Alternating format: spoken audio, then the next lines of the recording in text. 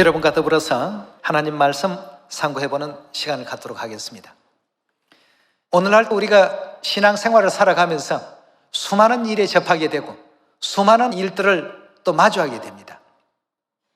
그때마다 내 생각에는 이런데, 내 생각에는 이런데, 자신의 생각이 하나님의 생각보다 더 풍성한 이와 같은 사람들이 가끔 있습니다. 우리는 어떤 일이 있어도 하나님의 그 말씀이 우리를 영생의 길로 인도하고 천국으로 인도한다는 데는 이건 절대적이라는 것을 잊어버리시면 안 되겠습니다. 하나님의 그 뜻대로, 그 가르침대로 살아갈 줄 아는 우리가 되어야 되겠죠. 아벨의 제사와 가인의 제사에서 이미 그 내용을 보여주지 않았습니까? 아벨의 그 피 흘림의 제사와 가인의 피 흘림이 없는 제사, 피 흘림이 없는 제사이지만 더 정성은 많이 들였습니다만 정성이 100배, 1000배가 든다 할지라도 하나님께서는 무엇을 더 기뻐하셨습니까? 순종함으로 이루는 그 제사를 더 원하셨습니다. 마찬가지로 순종함이 없는 제사는 하나님께서 받지 않으신다는 것을 우리 사무엘상 15장에서 함께 찾아보도록 합시다. 15장 22절입니다.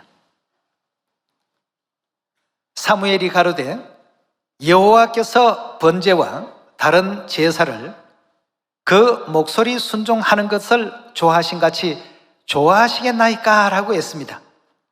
자, 번제, 쉽게 표현하면 예배입니다.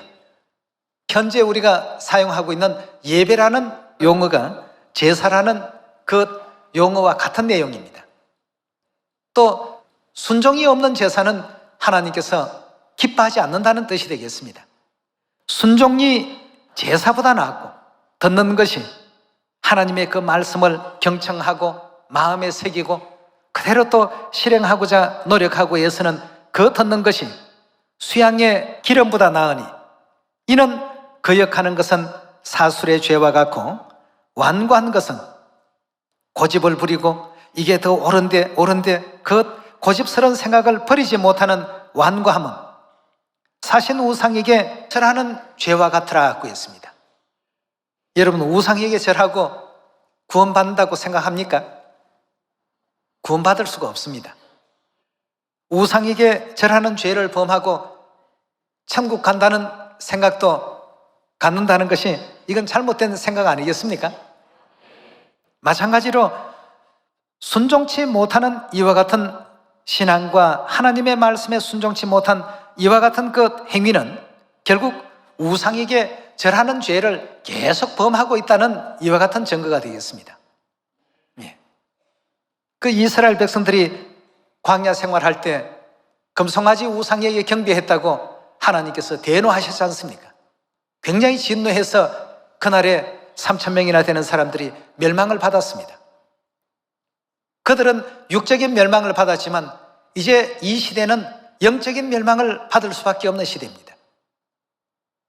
그럼 여기서 사무엘상 15장에서 주신 그 내용의 말씀이 사울왕이 하나님 그 말씀에 불순종하고 튼실한 그 양이나 염소들을 모두 살려서 이렇게 데리고 왔을 때 사무엘이 하나님께로부터 보내심을 입고 지금 지적하고 있는 장면이 되겠습니다.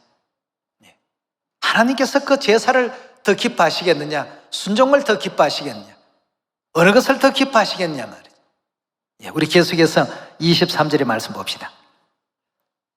이는 거역하는 것은 사술의 죄와 같고 완고한 것은 하나님의 말씀에 순종치 못하고 자신의 생각에 집착해버리는 것은 우상에게 절하는 죄와 같음이라. 왕이 여호와의 말씀을 버렸으므로 여호와께서도 왕을 버려 왕이 되지 못하게 하셨나이다 고 했습니다. 결국 이제 이 사건이 사울왕으로 하여금 이제 하나님의 은혜 가운데서 떠나버리게 되고 결국 그 왕위를 폐위시키시고 또 은혜롭게 하나님의 뜻을 잘 받들고 순종하는 다윗이 이제 그 다음 이스라엘의 두 번째 이제 왕이 되었습니다. 오늘 이 말씀에 있길 바라면서 말씀 마칩니다. 감사합니다.